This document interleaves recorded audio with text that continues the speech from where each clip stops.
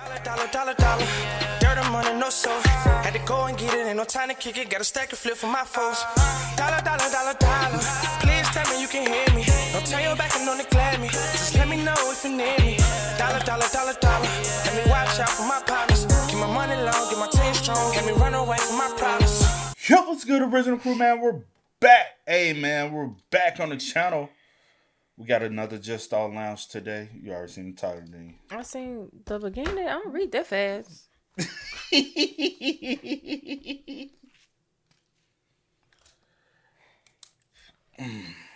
Today's video, man, we got gruesome murders at Daytona Beach Bike Week. The murders of Brenda and Van Altman.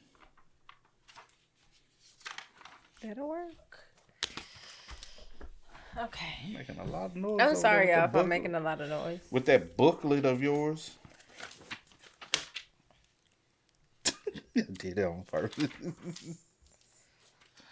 Oh, man, with that being said, before we get into it, make sure you check out the links in the description box. Down below. You already know where to go if you want to first support. All you got to do is check out down below. Also, if you enjoyed today's video, like it with a thumbs up. Stop playing with me. Hey, you ready? Yes. All right, let's get into it. Let's check this out. Let's see what it's about, man. What up, Kevin? Welcome to Daytona Bike Week. The annual Daytona Beach Bike Week is a 10-day event full of motorsports, beaches, food, and drink. Main Street turns into a late-night party. Locals mingle with the many tourists to let loose and have a good time. In 2022, however, the fun and the sun of Bike Week festivities was marred in darkness. What first appeared to be a tragic and fatal accident was quickly determined to be a malicious and brutal attack. What? Both of their necks are slit. Fantastic. For one local couple, their dream of living in Daytona ended in a nightmare. And we see all the commotion, the cars coming down, so we just said come down for it. He said, oh, it's a whole couple. Oh. In a nightmare. And we see all the commotion, the cars coming down, so we just said come down for it. Yeah. We don't see this where we're from. Where are you guys from? Newfoundland. Canada. Oh, okay. Yeah. We only see this on TV. Yeah. Hi there, I'm Kevin, and welcome to Just Thought Lounge. Today's case is terrifying on a few levels. It hits close to home, not only for those from the area, but for anyone who has ever gone on a vacation or simply walked home with a friend or partner late at night. It's the story of a couple that did everything right, yet became a target nonetheless. Let's take a look.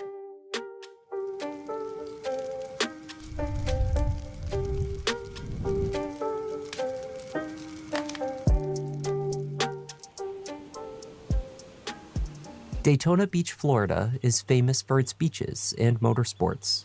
It's a resort city, catering to tourists and loved by its residents for its recreational offerings, surfing, kayaking, and boating on the water, but also the shops, dining, and a vibrant nightlife. Towards the end of February and into the first full week of March every year, the city is host to Bike Week, a world-famous motorcycle rally. For 10 days, motorcycle shows and concerts take place across the city, and massive street parties are held up and down Main Street. The Daytona International Speedway hosts the prestigious Daytona 200 race. The events bring hundreds of thousands of visitors to the city. Here it comes, it's Pash taking the win by half a bike length over Sean Dylan Kelly. Brandon. I just want to do Welcome to Bike Week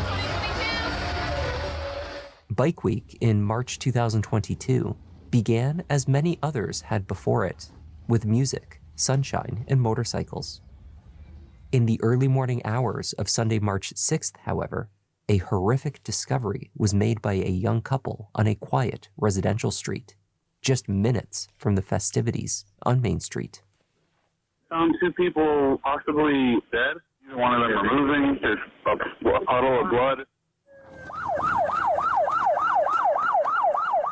Daytona Beach PD were called to the intersection of Riverview and Wild Olive, where they found the couple partially lying on the sidewalk, 2 bicycles discarded nearby.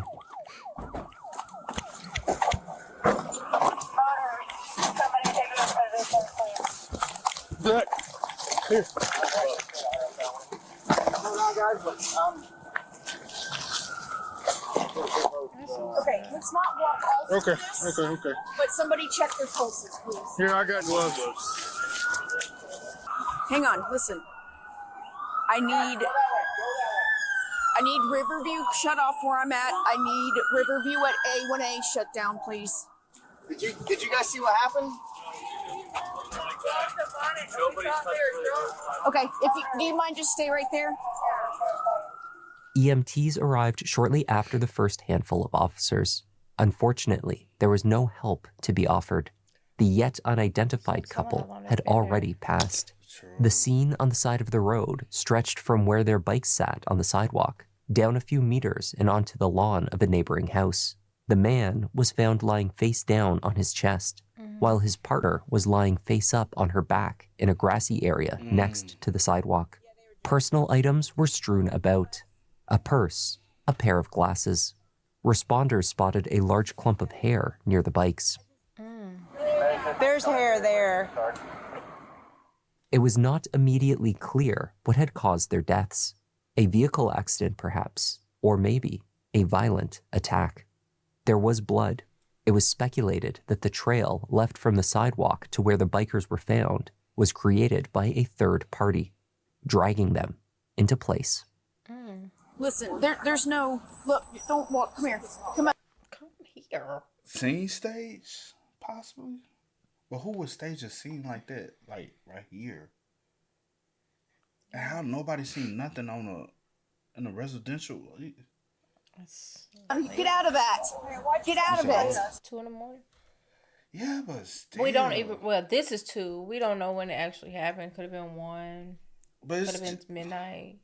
But also, it's during Daytona Beach Bike Week. So even though it's 2 o'clock in the morning. Probably happened quick. I wonder, was it loud? Did anyone hear any screaming, fighting, chaos? Just something. Or even just stage. You got to have time. And Yeah. I just don't see something happening like that, easy, without someone not witnessing something. With the city being overabundance of people. You know what I'm saying? There's no... Look, don't walk. Come here. Come on. Get out of that. Get out of it. This isn't a crash. This was not a strike. Okay? So let's not stand in all of this. They were drunk over there. They were both drunk over there. Yeah. But did they get hit in the roadway? No. That's what I'm thinking.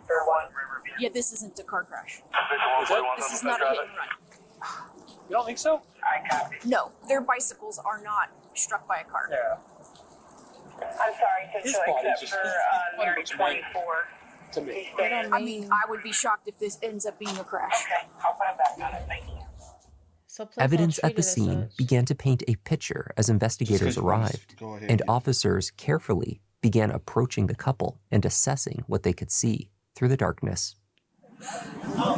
I need somebody to knock on that door and get them to shut their sprinklers off. What else?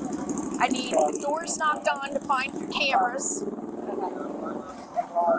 And I need this shut down. I need a car right where Lisette's standing. Hey, you do this? Go get the patrol car, wrap it around the fire truck, and bring it over here. She probably is the... Lead detective. Yeah. What? Both of their necks are slit. Fantastic. How Echo is it 20 the other reading. detective is better? What? They want to put a blanket on her. It's dark as over here. No. The less we do, the less we do. Stop That's what I thought. touching That's what I thought. anything. Nobody, all of EMS can go. Their necks are slit. Their necks are slit. Which one are yours? So, give me a second to contain it before y'all walk up in there. Please. Thank you. Thank you. No witnesses go anywhere. Understood? No one goes anywhere until CID speaks to them.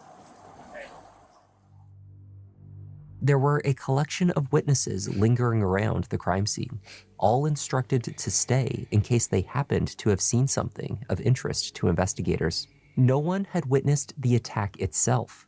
Many of the individuals had come upon the couple nearly simultaneously, spotting the scene just as others also stumbled upon it from various directions. At first, the assumption was that the two were drunk, stumbling home from the bars. Weird. I mean, honestly, you come up on a situation like that and you see that, you're not gonna say that shit's weird, right? Right. And then So you see the as soon as I seen the I was like, right. Were they moving at all? no. Okay. So I'm gonna assume they didn't say anything to you? No, the dispatcher asked him if they were talking or breathing, and she said, "Can you try?" And I said, "Don't you dare get any closer." I said, "This, you can't." Like, I didn't see bodies yet, and then I walked by and then I looked over and I seen them, and I was like, it looks like they're drunk, fucked up. And then that's when my girlfriend was like, "I think that's," and after that, that's when we called. What made you think that they were like messed up or whatever when you first? Because everybody gets up on bike week, so I figured they were just passed out. Where are you guys staying at tonight? Hard Rock Hotel or Hard Rock Cafe. What brings you guys down here? We just left the pizza joint. We were down on the main street and we went to the pizza. We got a cab to the pizza joint. We were walking up to the hotel after eating. And we tell Dog Pepsi Man. And we see all the commotion with the cars coming down. So we just said, come down for a look. Yeah. We don't see this where we're from. Where are you guys from? Newfoundland. Canada. Oh, okay. Yeah. We only see this on TV. Yeah. With so many tourists wandering the streets late at night for Bike Week, it seemed impossible that no one had directly spotted the attack or the murderer. The encounter must have been brief, the assailant fleeing back towards the crowds afterwards. Officers began a canvass of the street, hoping that at least one of the home security cameras visible to them on the street had captured something. But 735 has cameras. They're talking to them right now. We checked here. They have a ring. They're working with them. We don't have anything over there. We're going to go check over there. That's a ring camera. How far up did you go for cameras? This guy has nothing of value. Okay. This guy here might have something. No, he said his Wi-Fi doesn't work, so his cameras don't work for us. Well, that's it. That's all we got.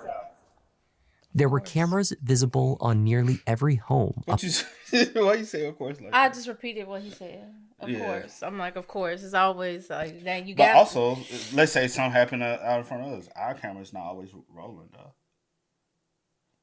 Cause they motion. Yeah, ours is motion sensitive. Yeah. So it's only. But if something happened, I guess directly, you just hope that it picks up something. Yeah. Like, you know. But if someone walking by or something, but. Yeah. Or were you able to see something? But yeah. Up and down Wild Olive.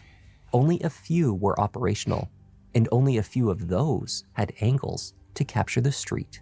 He does have motion. Like it shows motion, but he has to reconnect to Wi-Fi. So he has to take them down and then reconnect, but he does have motion on it, on these two sides. But he just can't look at it now, obviously. Well, that might be possible. With the investigation ongoing, the chief of police offered statements to the public in the light of day. He offered assurances that no stone would be left unturned in the effort to identify and capture the killer. Locals and tourists alike expressed shock and concern over the brutality of the incident and what it meant for the safety of the streets of Daytona Beach at night. By that afternoon, Daytona PD had identified the two victims, 48-year-old Terry Altman, who was known as Van, and his wife, 55-year-old Brenda. The two had purchased their home in Daytona Beach only 6 months earlier. He's 48, she's 55. Yeah. Who would want to take out an older couple like that? Random? No. Gotta be personal. Are they? Yeah. Okay. Take it back just a little bit. And when are you on regular bikes? Bikes, yeah. Not motorcycles, but regular bikes. Although I just regular bikes, yeah. Or it appeared to be regular bike. Yeah, because again, the scene could be. You never know. The two had purchased their home in Daytona Beach only 6 months earlier. Friends and family said that it was a dream come true for the couple. They walked to the beach nearly every day, often taking in the sunset. They were a very happy couple. Brenda, mother to daughter Sarah, was creative and industrious with a wicked sense of humor. Van was described by friends and coworkers as one of the best people you could ever know. Just one of the best human beings you could ever meet. Terry was a supervisor at the Amazon warehouse in Daytona. His coworkers creating this memorial, saying he had a lasting impact on each of their lives. He's just a person that even when it's something bad, you wouldn't know. You definitely wouldn't know because it's yes, he'll help anybody. It's a bright spot for everybody's day. Yeah. Yes.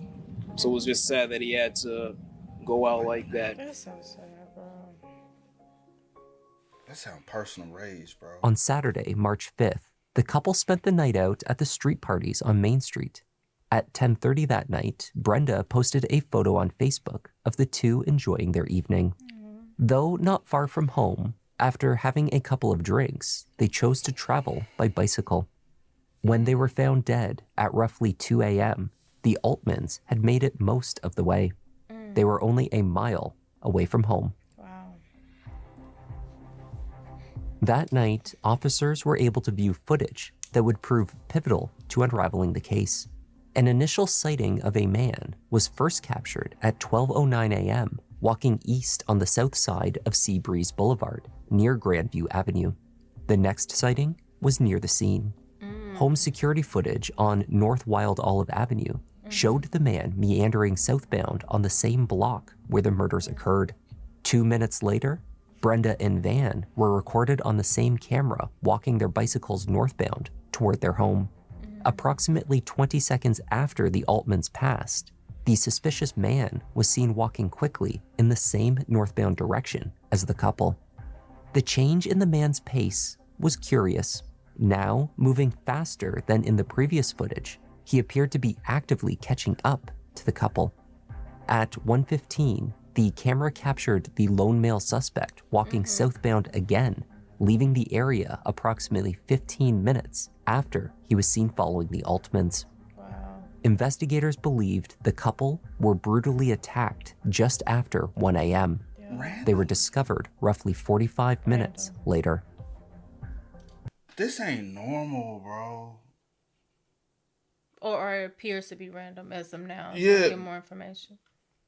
That's not, especially with a slit across the neck, that doesn't, wow, bro. Yeah. And they had been drinking and everything, so they walking casually, just, you know what I'm saying? Because they're walking their bikes. They wasn't riding their bikes. And so they just, you know what I'm saying, enjoying the night, bro. Headed home. Headed home. Minding their business. Not bothering anyone. So no one heard any screams or... You get what I mean? No commotion? By tracking the individual back to a commercial area, investigators managed to obtain surveillance footage with clear images of his clothing, face, and his distinctive tattoos. Images were circulated immediately, and a $50,000 reward was offered for information leading to an arrest. We obviously know we're looking for a black male who's very stocky, he's in shape. We're trying to focus on specific tattoos. We believe they were followed. Based on what we're looking at, they were followed. 2 days after the murders, a server at a Johnny Rockets on Seabreeze Boulevard contacted the police. A man matching the suspect's description had eaten there on March 5th. He paid with a credit card and signed the receipt with the initials JM. Information from the transaction produced a full name, Gene Robert McKean. Gene was 32 years old, unemployed, and lived with his stepfather and brother in Orlando. Investigators confirmed that he had purchased a bus ticket to Daytona Beach, arriving the day before the murders. He left the next morning. Still cannot confirm our suspect's name or our person of interest name, but as we get more surveillance footage, we're pushing all of that out to you. I think this is probably one of the most vicious attacks that I've seen in my 20 years. That's vicious. That's vicious. Were you finna say something? No, I was just going to make sure I got his age. You said 32. 32. Oh, yeah, my bad. I thought you were It's extremely disturbing because it's completely senseless. Usually we can provide a nexus or a motive, but for this one right now, we cannot. Just random. Gene was located at his home in Orlando and detained as officers searched the apartment. Still wearing the distinctive hat that he had on in Daytona Beach, he calmly carried on a conversation. Yup, he did have on a black hat. With detectives, Gene asked few questions and seemed relatively undisturbed by his arrest. Taking advantage of his demeanor, detectives engaged him in a casual, often overtly flattering exchange, building a rapport that would hopefully pay off later. They learned that Gene was originally from Haiti. He had immigrated to Florida as a child over 22 years before. He told detectives that he had lost his mother to the coronavirus 6 months earlier. Detectives empathized with the suspected murderer and kept him talking. Really? Just consistently in the gym, like eating healthy and everything? I'm not in the gym, but because I don't have the transportation, so I always walk. Right. So I just there, and I kept doing the walking with the workout. Yeah. Continue what I'm doing. So. Oh yeah. That's where it's at, man. It's like I can tell you, like you're like a bigger guy, like you're like a muscular guy. I'm small. Small guy. Your arms, man, they're bigger than my arms are. No, because you got me in the handcuffs. Fair enough. You got me in the handcuffs. So. I think you're being a little modest, but I got you. What's your favorite John Wayne movie? The Good, the Bad, and the... My man. That's my favorite too. Oh. Gene McKean had no discernible connection to Van and Brenda Altman. He had no connection to Daytona Beach. His criminal record was minimal and consisted only of minor drug charges. He had no documented history of violent behavior. Detectives speculated the tattoos on his arms could have been gang-related, but there was no confirmation of this activity. One of his tattoos, showing the numbers 1804 on the back of his right arm, was identical to the one photographed on the suspect at Daytona Beach. There was no doubt that Gene McKean was the man captured following the Altmans' home just days before. There was just no clear reason why he had done so. Right? He's just unusually calm, so. You know why? Not sure yet. So sensitive. Not entirely sure. Some strange details. This was probably the strangest one I've ever seen. Very, very weird. So. We're gonna put him in a marked car. So Yeah, perfect. Yeah, give him a little air conditioning too, and keep him nice and relaxed. Yeah, he's pretty calm. So it's because he's cuckoo for Cocoa Puffs, but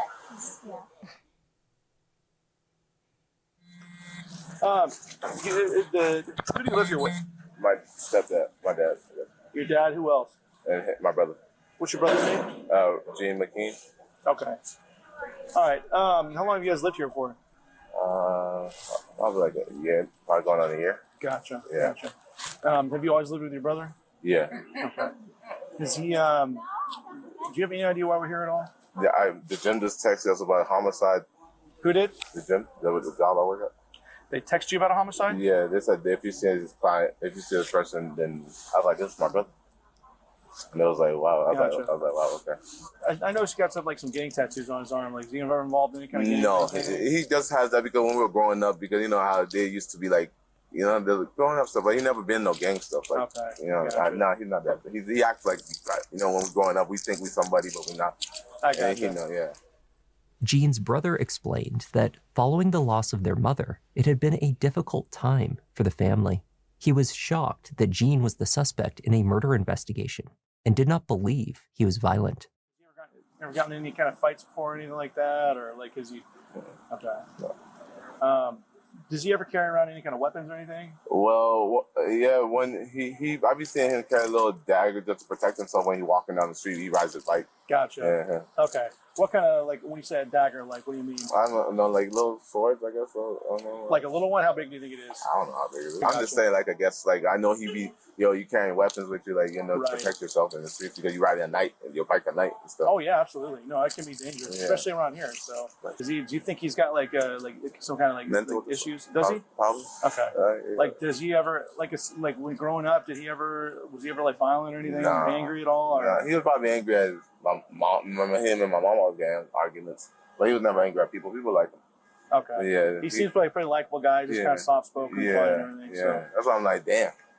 So do you think that he would be capable of committing like extreme like? Like I seen Snap, bro. I told you I've been watching those little weird videos. I don't know, anybody capable of anything, but you've seen him snap before though? No, never to kill anybody. Like no, we never go that far. We fight each other and then yeah. Yeah. That's it. Well, we forgive each other and move on. Okay. For sure, that's crazy. All right, fair enough. Officers searching the apartment found it in a state of disarray. The room where Gene stayed was particularly chaotic. Through the mess, they recovered clothing matching the items worn by Gene in Daytona. They also found multiple knives, one of which was the likely murder weapon. We're gonna get you out here soon, man. You doing all right? You sure? You look a little stressed out. I mean, rightfully so, but I'll just look at my brother seeing me and hear this. you don't like that. No, I got you. I wouldn't want my brother seeing me in the situation either. So do you have any idea why the Daytona Beach Police Department would want to come and talk to you? Okay. Have you left Orlando in the past few days at all? Past few days, I was at the beach on Sunday. Where out on the beach? Daytona. Okay. All right. So you went out to the beach on Sunday. Do you know what you did there? Do you remember where you went or anything? No, just the beach. Just the beach and nowhere else? So you went to the beach with your cousins and everything, or you said, who was it, your cousin? Okay. So from there, you went to the beach, and what, did you guys stay out there in a hotel or anything? No, nothing. We done with the beach. We went straight back home. So, okay. Gotcha. So did you go anywhere else other than the beach? So when you drove into town, you went straight to the beach, and then you went straight home? Yeah, exactly. Bro, just close to, are we the detectives?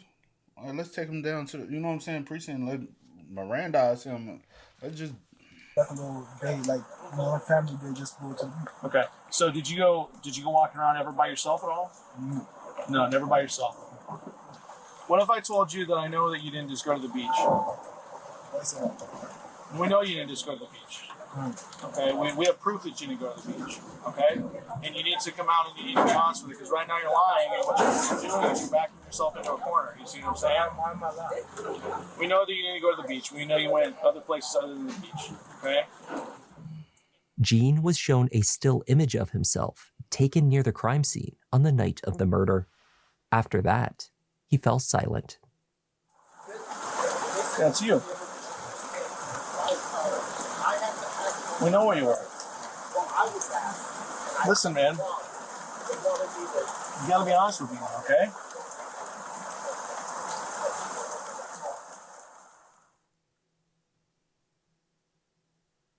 So unfortunately, there's still a lot of unanswered questions, and some of the details I'm just not going to be able to go into at this time as the investigation continues. Brenda's daughter, Sarah, would like to say a few words at this time. So I'm going to step aside and let Sarah come up. I didn't prepare to say anything because this is a nightmare that I never expected could ever happen. This isn't real. It doesn't feel real, and I don't think it will ever feel real. I lost my best friend. My mother was the most amazing, caring, giving, loving, selfless person in the world. And to top it off, she was as funny as could be, and so was her husband. They were both wonderful and happy and loving, and they didn't deserve what happened to them. And I just want to thank every single one of you. They did not deserve it at all. That's so sad. When Gene sat down with Daytona detectives, they sought to maintain and further build upon the friendly and trusting rapport they had established in Orlando. What's your favorite food, man? What's your favorite food? I don't have a favorite food. You don't like, is Mexican food your favorite? Italian food? International food? I'm not picky. No. Gene was willing to talk, yet over the course of the first 2 hours, he continued to insist that he could not recall anything from that night. He spoke often of his mother. He also routinely pointed to the amount of Haitian whiskey he had been consuming that night. I just went on vacation. Okay, but did someone try to attack you while you were there? Did somebody mess with you? Did they bother you? Did they come at you? Did you have to defend yourself? What was it? You don't know. What was it, Gene? I don't know exactly. Okay. You're saying you don't remember. Okay. I think you do. Okay. I'm telling you the truth. That's all I can remember. That's all I can remember. Because I know losing a mother, I don't know how it feels to lose a mother. You feel me? I lost mine. And I get it. We talked about that, and I understand. Gene could piece together parts of his trip to Daytona. He remembered going to the beach on Sunday morning, the day after the Altmans had been killed. He recalled awakening that morning as though from a trance, covered in blood and with no memory of the previous night. This motherfucker walking around the streets and nobody... You went back home with your cousins with those clothes. Wait, cousins? I don't know where they... We don't know where they were staying at. Well, you ain't had no job. I don't know. He said... I'm just repeating what he said. He went on vacation with his cousin, but we don't know, like... And then he said they left out... we don't know as far as living arrangements. Okay. But... Yeah, okay.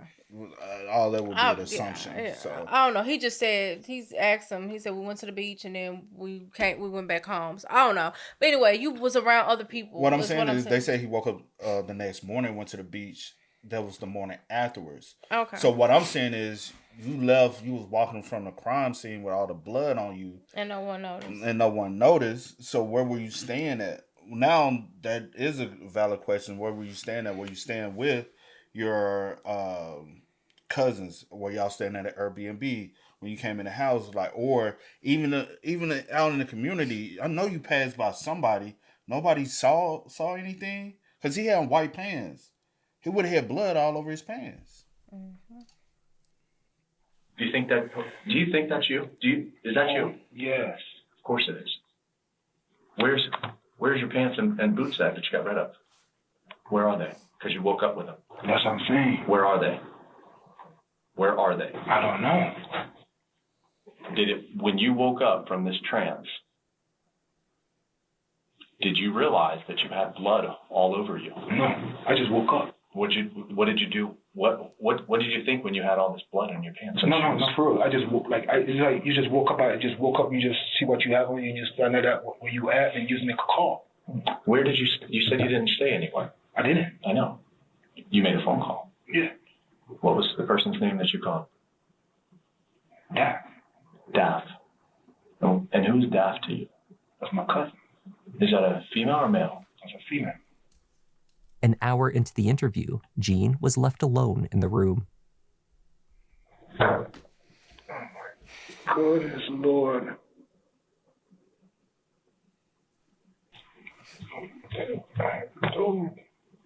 What did I do, man? What did I do? Think.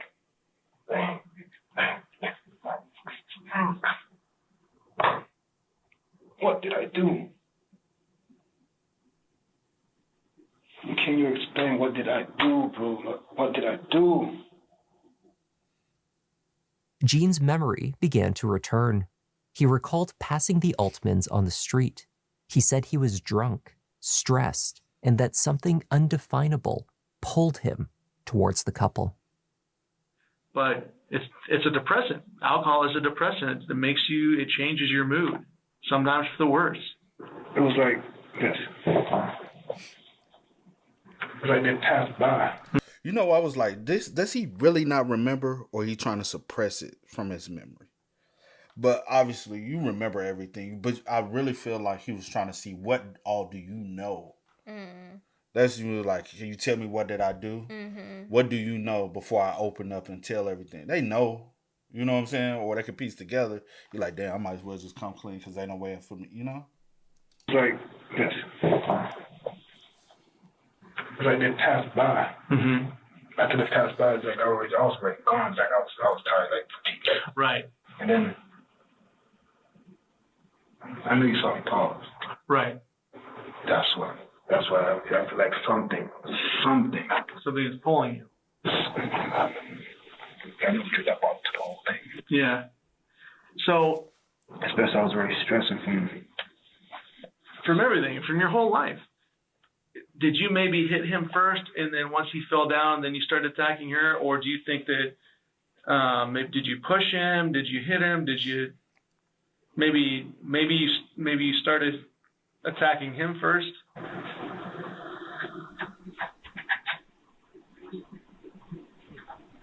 He big enough to handle both of them by himself. Yeah.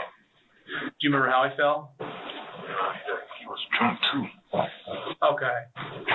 So he kind of stumbled and fell down. Was he saying anything when this was happening, or was she saying anything? As Gene grew more comfortable speaking with the detective, he began making jokes and chuckled in response to questions. The sound of his laughter made for a disturbing contrast to the topic at hand, as he confessed to the senseless and brutal stabbing of Van and Brenda Altman.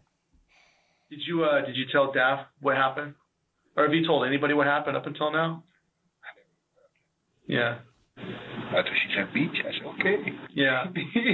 Oh, so she showed up and then she said, hey, let's go to the beach. And then you guys went to the beach. She right down here. I said, yeah. Let's go. All right. Fair enough. Did she say that now?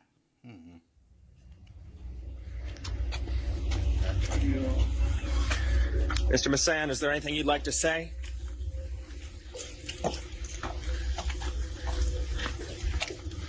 Anything you want to say to the couple's daughter?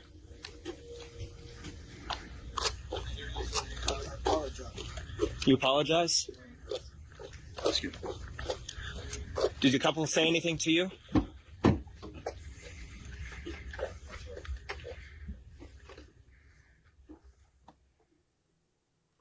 Wow.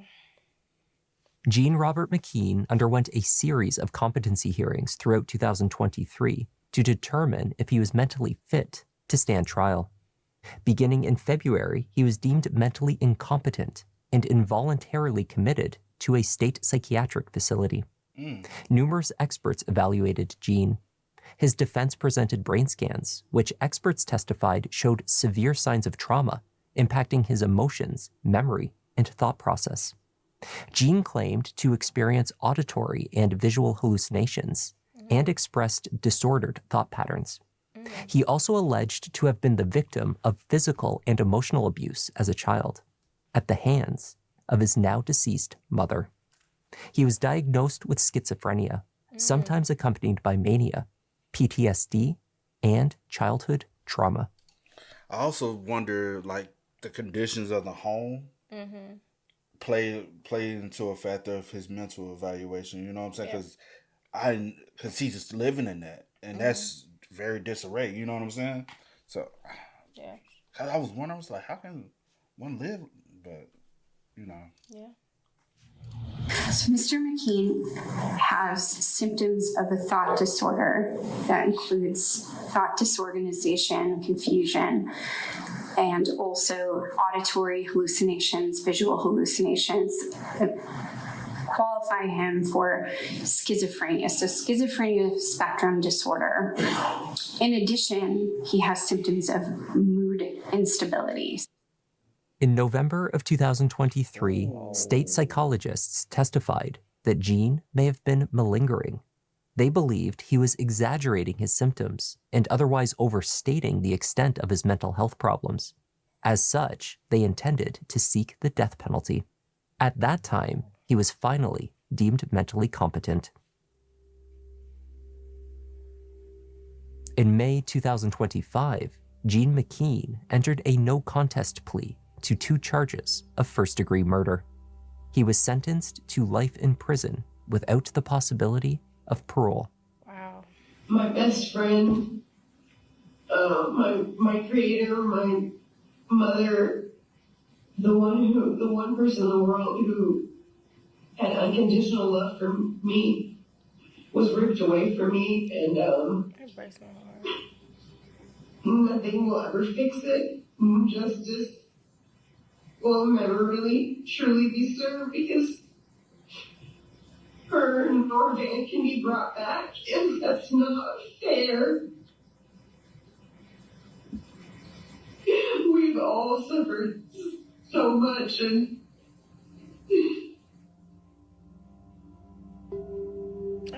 After the hearing, one of Brenda's brothers spoke with the local media. He was grateful for the work of law enforcement and relieved that the process was now over. Ideally, we would have wanted a guilty plea and we would have wanted a death penalty, but, you know, as long as this animal's off the street, you know, and it doesn't happen again, I mean, I think that you got to take your wins where you get your wins. I hope he makes a lot of friends in prison. That's all I have to say.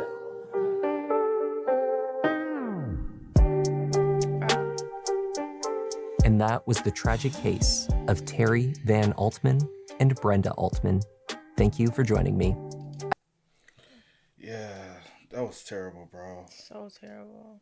Just so terrible, so senseless. A night out enjoying each other, company. A mile away from home. To be attacked like that. And not see it coming, not have a confrontation with anyone, nothing. Nothing. And it's just... unprovoked. Damn, bro. Wow. But for sure, rest in peace to both of them, man. Rest in peace to Brenda and Terry. They did not deserve that at all. Nope. Yeah, it's crazy, man. You got anything else you want? No. Y'all spam us up, man. Let us know y'all thoughts about it for us in the comments down below, man. But until next time, y'all know how it go, man. I do go by the name DJ New Kid. This is Sierra Nicole. We are. Kiddandceemgmt. We are. Please tell me you can hear me. Don't turn your back and don't neglect me. Just let me know if you need me.